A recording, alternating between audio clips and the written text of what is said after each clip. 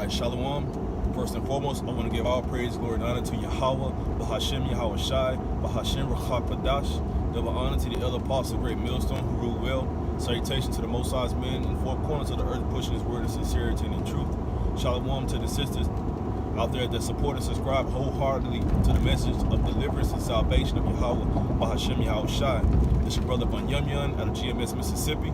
Today I have a quick in-transit video going into a testimonial of my calling or my awakening, okay? Because around the October, November, I want to say 2008 or 2019, I'm not certain of the actual year,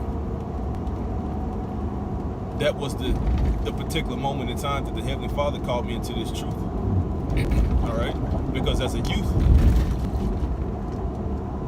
as a teenager, all right, in those years, we attended a Hebrew Israelite assembly or a temple, okay? And for those that don't know, the elder brother Ward out of GMS, Mississippi is my biological brother.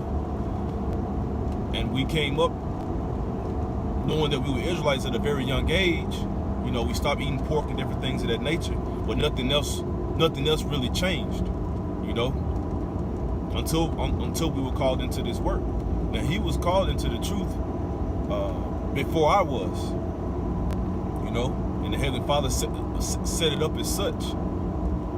So originally, the Hebrew Israelite temple that we were attending, you know, they had 13 tribes. They had the tribe of Dan on there. You know, they pretty much spoke about how the Israelites broke the commandments. The Lord turned his back upon them. You know, they called the Heavenly Father Yahweh. They called his name Yah, or the Creator, and they called his son's name Emmanuel, the Christ. You know, but now I know that those names are Yahweh and Yahweh Shai. So I ignored the videos of the apostles. I avoided the videos of the elders because in my mind I was on my little college thing, and I was faithfully going to that assembly, that temple, every single Saturday, because I'm trying to, you know, get my thing together so I can be blessed in life, you know, had the perfect way paid for me. So after avoiding it, it was inevitable, and it was pretty much placed in my lap. On here, watch this. So I said, okay, I'll watch it. I'll take a look at it. So I watched one video. I was like, I watched part 2. I was like, wow, these guys are really smart. Then I watched part 3, and I was just flat out intrigued. And I began to question everything that I've learned. I began to question life and existence itself. So before I knew it, I watched every single street speaking, every single video that you could possibly upload during that time when the apostles, all right, were known as the elders at that time, were uploading videos. I watched every single last one of them. I got caught up on the videos that I missed, to the point to where I was waiting for the next video to be uploaded the next week, because that's how the videos were uploaded. They're pushing very heavily now, but during that time, they were uploaded weekly. So I watch all the videos, and have to wait until the next weekend for the next videos to be uploaded. So that's how, you know, that's how down I was into it. So I tested the theory, so to speak, tried the spirit, started studying on my own, and as well as given the Hebrew Israelite temple that I was accustomed to, what would you call, I guess the opportunity to match it. You know, I didn't ask any questions or things of that nature, but I went back once or twice more just to be fully persuaded in my own mind. So I went back, I said, man, I said, I'm not really learning anything. Yeah, I know I'm an Israelite, you know, we're talking about this Commandments, you get up here, you sing, you know. But it's not, it's something different. So that week I made up my mind to never go back. But prior to doing that, I went to what all the brothers know, and a lot of brothers that visited here, as the reservoir. It's a large water mass, you know. And at that particular moment in time, there wasn't any people there. I went down there with my woman, and I told her to stay up at the car, and I walked down to the water, you know, maybe 20 feet away from the water, and I prayed a sincere, hardcore plea to Yahweh Bashem Yahweh Shai to make this plain to me. Allow me not to be taken by my own heart, my own mind, my own thought process, but make this very, very clear and very, very plain to me, to where I don't have to make this decision myself to figure out if this is your truth or not. And there was not a cloud in the sky that day. It was sunny. The water was very calm, very still. And as I looked up and I pleaded and I prayed, what appeared to be clouds formed out of thin air. They formed out of nothing. They came out of nowhere, so to speak. And they formed into a solid structure. And I remember it very vividly. I took a sketch of it. I drew it, wrote it down, and I also took a picture of it with the first generation iPhone that I had at that time. And I've been looking for those pictures since then, and I can never find them. But I digress. So the structure that formed was in the form of a closed fist holding or pulling the string of a bow. And within that bow, there was an arrow. And I just stayed gazing up at the heavens and just watching that. And I was just saying, thank you, thank you, man. The water, thank you, thank you, thank you. You know, I was probably more so saying thank you at that time. You know, because I was a babe and I was new. And I didn't know much. So I just was just saying thank you, thank you, thank you. Because at that particular moment in time, I was convinced, because there was no explanation for what happened. There was no explanation for what I had saw. And nobody in this whole wide world is going to be able to tell me otherwise. Okay?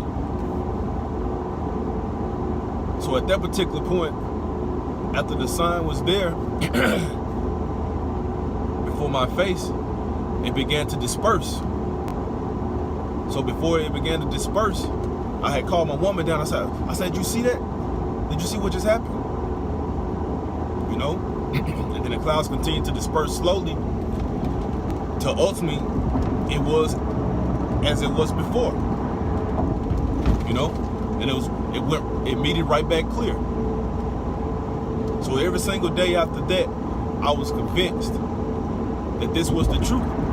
And I never returned to go back unto that Hebrew temple that we were accustomed to, and we pretty much utilize a great majority of our teenage years going to. You know, because the Heavenly Father, He called me unto His true work, unto His true labor, and I'm forever grateful for that. And I must make note that I said called, because Lord willing, the Heavenly Father chooses me. He chooses all these brothers, man, who dedicated their lives, risked their freedoms, risked all type of opportunities to serve Him. Because we understand that a greater reward is at the end of this race. You know? And I'm going to finish off with the last tidbit, because after that, I went back every single day, through excitement, through fear, through passion. And I purchased some binoculars just so I can just look up in the skies just randomly, you know? So I was just looking at clouds, looking at planes, helicopters pass by, you know, different things of that nature. And one particular day, I'll never forget it, And this is the nail in the coffin on Lord willing my concrete faith. There was a single plane flying by, and a vehicle or an object zoomed past it, whipped around, and went underneath it. And I looked at it. I was like, oh man, that's a chariot. And it basically was underneath the plane. I guess you could say just trailing the plane, just going at the same speed as the plane at that time. But then it stopped and just defied the laws of gravity, as you would say, and went up and then continued as such. It was basically just maneuvering underneath that plane, which of course certainly that was out of the view of those that were unworthy on their plane to be able to see it. And then at a higher elevation, a second plane was coming by, and another chariot came underneath it. So there were two chariots, all right? One underneath one plane and one underneath the second plane. And I'll never forget that day, because you can't deter or break a man's faith who has seen that in the true solid form, because the majority of the people that negate the chariots exist only see lights, only see blinking lights above their heads, and they don't understand anything outside of that, only because the Heavenly Father hasn't revealed that understanding unto them, and or because the Heavenly Father has not physically showed that form unto them. And even if they show that form unto them, you could be like the God of Detroit to this day now negates that, when he went into his dream or his vision of seeing a chariot in its true form. And I hate to tell you, my friend, what you described is what I saw. That texture, that gold texture upon those, that gold metallic texture upon those chariots with those deep incisions that appear as though it's I wouldn't say zigzags, but more so of designs. And it was surrounded by red circles, so what it looked like red gems, red stones that were big, round, and oval, that were going along the sides of that chariot that I saw. And those two chariots that I saw were like twins. They mimicked each other's appearance. You know, so with that, I'm not gonna tag on anymore. You know, I've been wanting to do that for a while. More so in the location where all this occurred. But Lord willing, you know, the testimony was edifying, you know, hey, because the Heavenly Father called us into this great work and this great labor, and Lord will He place the Spirit upon us to endure wholeheartedly until the end, you know. So with that, I'm gonna close out, giving all praise, glory, and honor to Yahweh, Bashem, Hawashai, Bashem, Rakakodash, double honor to the true leaders of the nation of Israel, the elder apostle, great millstone on down, and shalom to the brothers and sisters out there. Until next time, it's your brother Banyamyan. Shalom.